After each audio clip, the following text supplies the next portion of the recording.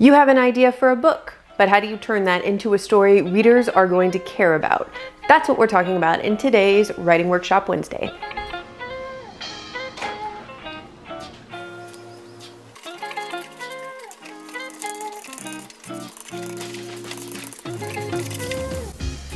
If you're watching this video, you might already be past the idea stage. You might be in the middle of a first draft or developing your idea into an outline. But I'm hoping that today's workshop activity is still going to help you no matter what stage you're at with your novel. Let's start by talking about what an idea is versus a premise, because the two are often used interchangeably, but they're not quite the same thing. An idea is just that first spark, something that hits you and you're like, oh, this is amazing, I want to build a story around this. Your idea might be a character, like a detective who's disgraced and kicked off the force. Your idea might be setting, such as 1930s New Orleans with a touch of magic. Or maybe your idea is based on an event or even a plot point, like the aftermath of an alien invasion. All of those are great ideas. What they're lacking is conflict, and conflict is going to turn that idea into a premise. So how do you find conflict? All you need is a character who wants something. Maybe our disgraced detective who got kicked off the force wants to use his skills to rob a bank, maybe out of revenge or out of spite. Maybe your story set in a magical 1930s New Orleans involves a jazz musician who discovers he can hypnotize people through his music. Maybe your post-alien invasion story is about a struggling farmer who realizes her crops have been affected by the invasion. Once you find your character and you give them a purpose to be in this world that you've imagined and you give them a want, then your idea has gone from idea to premise. In the first example, the conflict is kind of obvious. A detective who is disgraced and now wants to rob a bank, that's illegal, that's a conflict. So we can automatically see, even without saying it explicitly, that there's a lot of obstacles that he's gonna have to overcome in order to meet this goal. And the struggling jazz musician who learns he can hypnotize people through his music, there's an ethical conflict in that right off the bat. So once you've given your character a want, and we can see the conflict that's going to come with them trying to achieve that want, you've got a premise. Now we move into plot. If you're a pantser, don't be scared.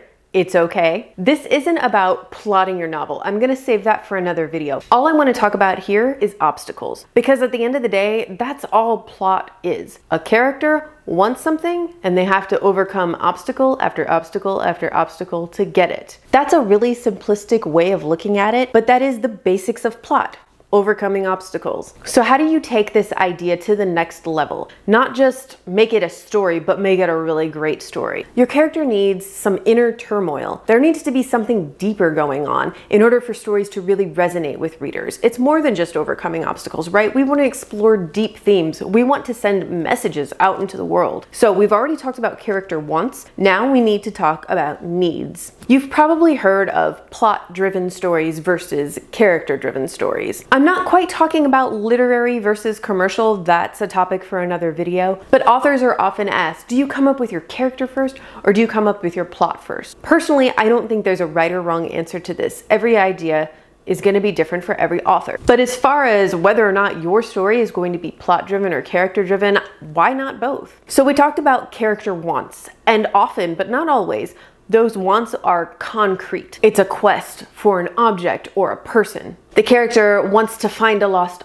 artifact. The character wants this other character to fall in love with them. But needs can be trickier because very, very often the main character won't know what they need at the beginning of the story. It's a discovery process. And that means that you, as the author, might not know what that character needs either. Often, but not always, the need is a more abstract concept compared to the want. For example, the character might want love or acceptance or family or a sense of belonging or a sense of purpose. It's within this need that you're going to find the themes of your novel. I personally believe that stories feel more real and authentic and organic when the author discovers the theme along with the characters. If you try to force a theme into a book, you risk it coming off sounding kind of preachy. That's not to say that you can't write a novel with a theme in mind, but what you need to do to make it authentic is to make sure that theme relates directly to your main character's needs. What do they need to gain by the end of the novel in order to achieve their want and also to reveal the theme to the reader. And that's how you create stories that really resonate with readers. So let's use an example that we all know. Harry Potter and the Sorcerer's Stone. The want is in the title. The main goal for Harry in book 1 is to find the Sorcerer's Stone before Voldemort. It's a classic quest for a magical object. And of course, Harry has tons of obstacles to overcome before he finds the stone. But what about Harry's need? What does he need by the end of the book in order to achieve his goal of getting what he wants? It's not until Harry looks into the mirror of Erised that he is confronted directly with what he needs: his family. Harry was mistreated by the Dursleys, by his cousin, by his aunt and uncle. And when Harry discovers this need, when he looks into that mirror and he sees his family, he becomes so consumed by this that he forgets what he wants. He stops eating. He becomes obsessed. Even Ron notices. He had almost forgotten about Flamel. It didn't seem that important anymore. Who cared what the three-headed dog was guarding? What did it matter if Snape stole it, really? Dumbledore steps in and takes the mirror away, but Harry is still pretty consumed with this. He's never known his family. Of course he wants that. Who wouldn't? And then, leading up to the climax of the novel, this want and this need finally come together. Because as Harry is overcoming the obstacles to get to the stone, all of those traps that Professor Quirrell set up for him, what happens? His friends sacrifice themselves for him. Hermione helps him through the potions room and stays behind. Ron literally sacrifices himself in a chess game. Harry might not have his parents. That's impossible. But he has found family. For the first time, he has people who are going to love him and be there for him no matter what.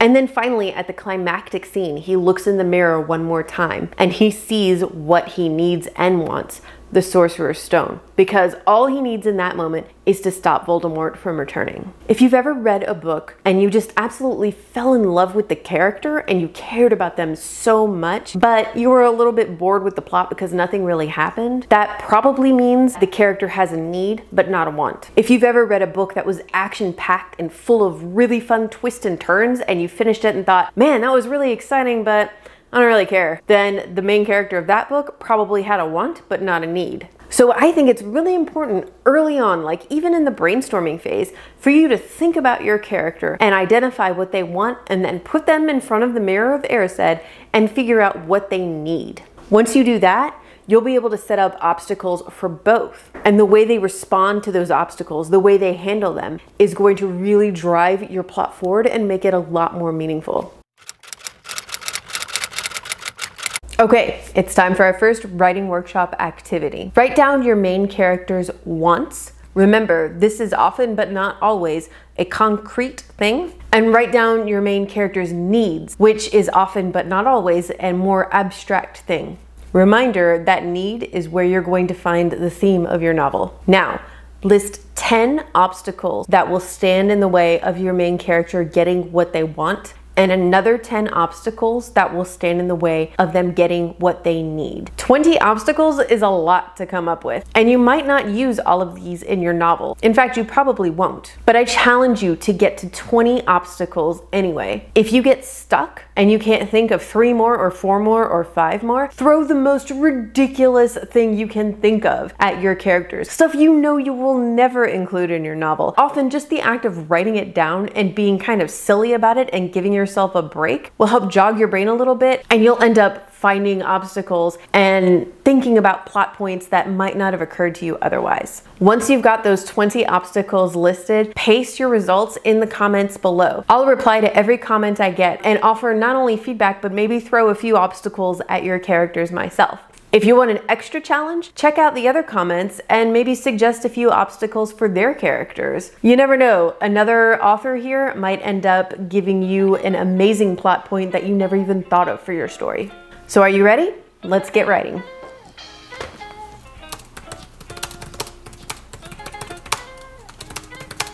Your characters need some inner turmoil. If your character doesn't have some inner turmoil within the first few chapters of the book, write down your characters. Throw the most ridiculous thing you can think of at your characters. A volcano explodes. They're kidnapped by... A character is kidnapped. A character is sucked up into a UFO. I don't care what it is. Just... Why can't I do it? You never know, and